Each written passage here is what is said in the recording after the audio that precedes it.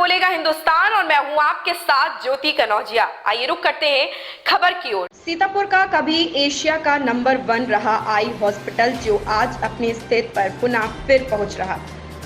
Eye hospital वह है जो केवल भारत में ही नहीं दुनिया में अपना नाम कमाया है।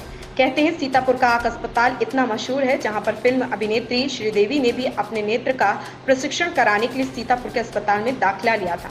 कुछ दिन पूर्व सीतापुर के आई हॉस्पिटल में बदमाशों का कब्जा हो गया था जहां पर अराजकता फैल चुकी थी। विश्व के कोने कोने से आने वाले आंखों के मरीज यहां के कारनामे सुनकर व अपने कदम पीछे खींच रहे थे।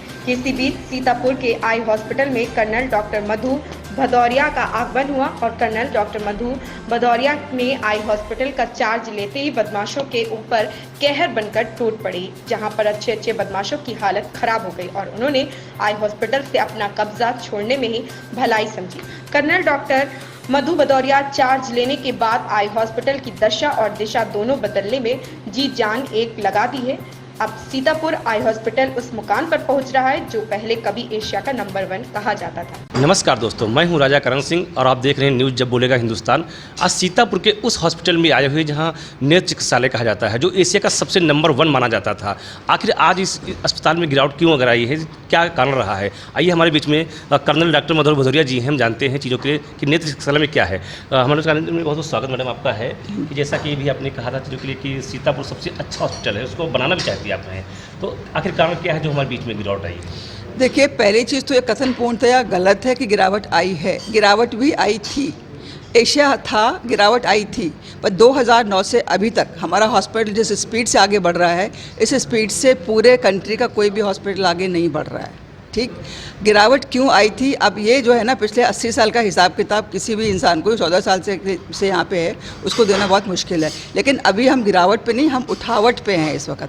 2000 ऑपरेशन हुए थे जब मैं यहाँ पे आई थी 2009 में, और आज की डेट में हम लोग 32,000 ऑपरेशन करते हैं। 14 साल में 16 गुना तरक्की ऊंचाई मानी जाएगी, गिरावट नहीं मानी जाएगी। सबसे पहली बात तो ये है, जो कुछ हुआ था पूर्वजों के ज़माने में हुआ था, और मैं पूर्वजों पे कोई टिप्पणी करना उचित नहीं समझूँ। डॉक्टर साहब, एक सवाल जिससे भी ये बहुत अच्छा कहा गया था आपके द्वारा कि नेत्र चिकित्सा जो दान होता है वो किया जाता है, इसकी प्रक्रिया क्या है? इसकी प्रक्रिया बहुत साधारण है। जैसे ही किसी के घर में मृत्यु होती है, 6 घंटे के अंदर आँख हमको निकालनी होती है। मृत्यु के होते ही एक फ़ोन कॉल कर दें सीतापुर आई हॉस्पिटल को, उसका नंबर सब जगह अवेलेबल है। और इसके अलावा एक सुभाष अग्निहोत्री जी शहर में है जो बहुत ही कर्मठ सक्षम के कर्मचारी हैं, वो तुरंत हमको खबर करते हैं। हमारे यहाँ से टीम आपके यहाँ जाती है, उनके जिसके भी मृत्यु होती है उसके यहाँ जाती है। जिनके घर में मृत्यु हुई है उनको क्या करना है, ये बहुत ज़रूरी है कि वो मरीज़ की आंखें बंद कर दें और आँख पे ठंडी पट्टी रख दें। और हमारे यहाँ से टीम जाएगी, टीम कुछ कागज़ का काम करेगी, उसके बाद आँख की ऊपर के परत जिस पर कि ट्रांसप्लांट करते हैं वो निकाल करके यहाँ पर ले आएगी। हाँ, मरीज़ को कुछ खास संक्रमण नहीं होना चाहिए, जैसे HIV या हेपेटाइटिस B वगैरह होता है, तो ये आँखें उपचार के लिए सही नहीं मानी जाती। डॉक्टर साहब, जो नेत्रदान करता है या होता है तो इसका कितनी उम्र कितने तक संभव है? इसकी एक्चुअली 80 साल से नीचे का मरीज़ होना चाहिए, पर फिर भी कई लोग की कॉर्निया बहुत ताकतवर होती है, उसको नापने के लिए हमारे पास स्पेकुलर माइक्रोस्कोप भी है। तो अभी हम एज को क्राइटेरिया नहीं मान रहे हैं। 2-3 साल के बच्चे की तो हम नहीं लेंगे, पर उसके ऊपर का जो भी होता है उसकी हम एंड तक ले लेते हैं, क्योंकि अगर मान लो बहुत बूढ़ी आँख भी है तो कुछ नहीं तो रिसर्च के काम आ जाएगी, ट्रेनिंग के काम आ जाएगी। हमको कल के लिए कॉर्निया सर्जन भी तैयार करने हैं, बुढ़ों में कौन सी बीमारियां होती हैं इसकी रिसर्च भी हो जाएगी। डॉक्टर साहब, इसकी कानूनी प्रक्रिया क्या है? इसकी कानूनी प्रक्रिया है कि मरीज़ के रिश्तेदार को कंसेंट देना पड़ता है, तो उस कंसेंट का कागज़ होता है, तो वो मरीज़ के घर में लेकर के जाते हैं, और मरीज़ का जो भी नेक्स्ट ऑफ किन होता है, मतलब जो भी उसका वारिस होता है, उसको लिखित में देना होता है। लेकिन अगर मरीज़ खुद चाहे तो वो अपना नेत्र दान के लिए कानूनी तौर पर नहीं लिख सकता है, वारिस को लिखना होता है। नेक्स्ट ऑफ किन कहते हैं उसको।